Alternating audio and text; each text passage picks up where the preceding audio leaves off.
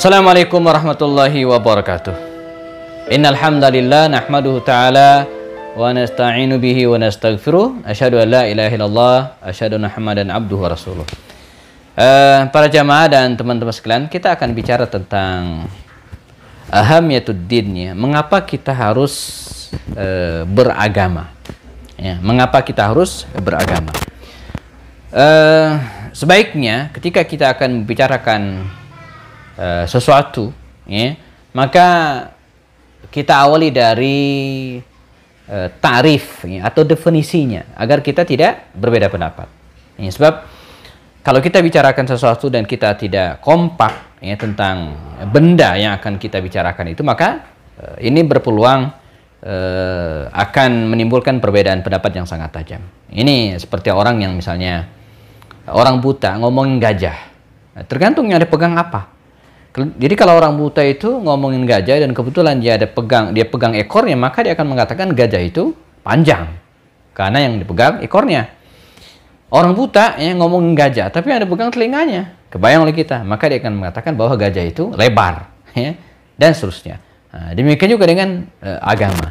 Jadi agama, atau kita rujuk ke dalam bahasa Arab ad-din, kita harus pahami bahwa ad-din itu bukan hanya maknanya agama yang artinya ritual. Bahkan kalau kita dalam Al-Quran, banyak ayat-ayat yang mengandung kata agama atau kata ad-din, maaf, tapi maknanya macam-macam. Misalnya yang kita hafal, Maliki Yaumiddin. Ya, Maliki Yaumiddin. Kalimat ad-din di situ artinya bukan agama, ya, tetapi justru maknanya apa? Hari pembalasan. Malik, ya, pemilik, ya, Yaum ad-din, hari pembalasan. Surat yang lain misalnya dalam surat Yusuf, misalnya dalam surat Yusuf Allah SWT mengatakan, makana liyakhudha akhahu fi dinil maliki illa ayyasha Allah, ya.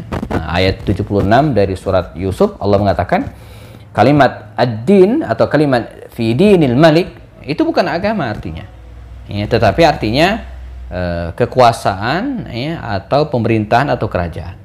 Nah, jadi makna ad-din itu dalam Al-Quran itu punya makna yang banyak. Karenanya kalau kita bicara tentang agama, ini bukan hanya tentang sholat, tentang puasa, tentang zakat, tapi semua dimensi kehidupan kita. Nah, kemudian yang kedua, jamaah rahimakumullah, ketika kita bicara tentang Islam, ya, secara umum, ini kita bicara tentang sebuah agama, ya, sebuah keyakinan, ideologi yang betul-betul pemberian dari Allah Subhanahu wa taala.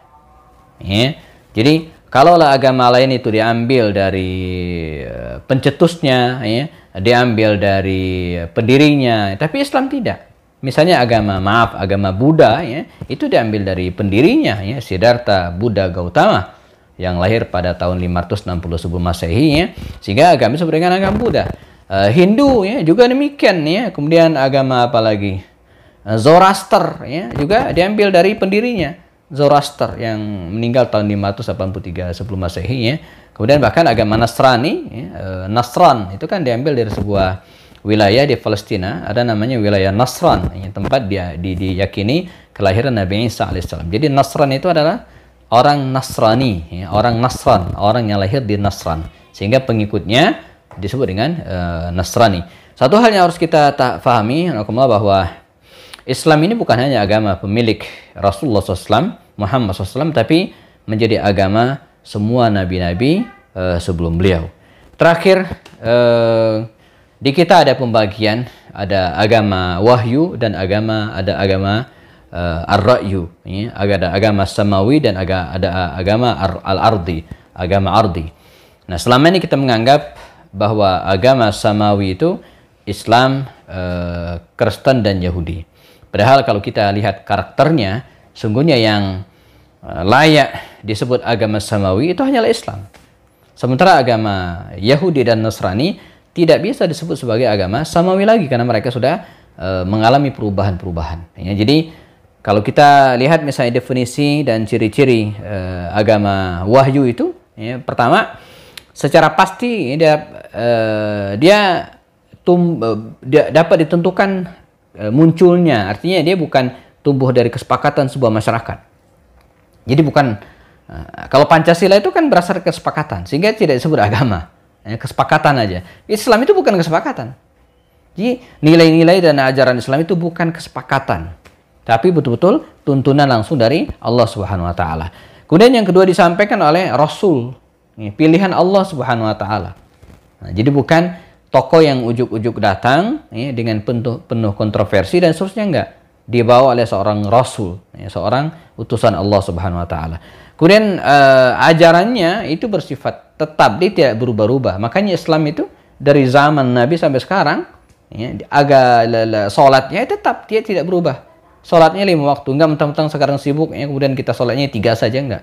Nah, kecuali nanti ada pembahasan tentang mutaghayyirat, ada hal-hal yang memungkinkan berubah, dan ini bukan ibadahnya, tapi sarana ibadah. Nanti kita akan jelaskan. Dan kebenarannya itu bersifat universal, bukan hanya untuk masyarakat tertentu saja. Islam itu bukan hanya untuk orang Arab, tapi rahmatan lil alamin. Nah, beda dengan agama bumi, agama ardi, dia tumbuh secara kumulatif dari masyarakat, dan biasanya juga dia tidak punya, atau ajarannya bisa berubah di satu waktu ke waktu yang lainnya, menyesuaikan dengan zaman. Dulu babi itu haram, sekarang menjadi halal. Ini kan berubah-ubah. Nah, Islam tidak demikian. Kemudian konsep ketuhanannya, kalau agama sama itu dia bersifat tauhid, monoteisme mutlak, tauhid. Tapi agama ardi tidak. Dia bisa berubah-ubah sesuai dengan kondisi dan waktu. Nah, karena itu kalau kita lihat hal ini, teman sekalian, bahwa satu-satunya agama samawi yang masih asli, orisinil adalah Islam. Sementara agama lain tidak bisa disebut agama as-samawi. Demikian, semoga bermanfaat. Kita bertemu lagi pada sesi yang berikutnya. Saya Happy Andi Bastoni. Assalamualaikum warahmatullahi wabarakatuh.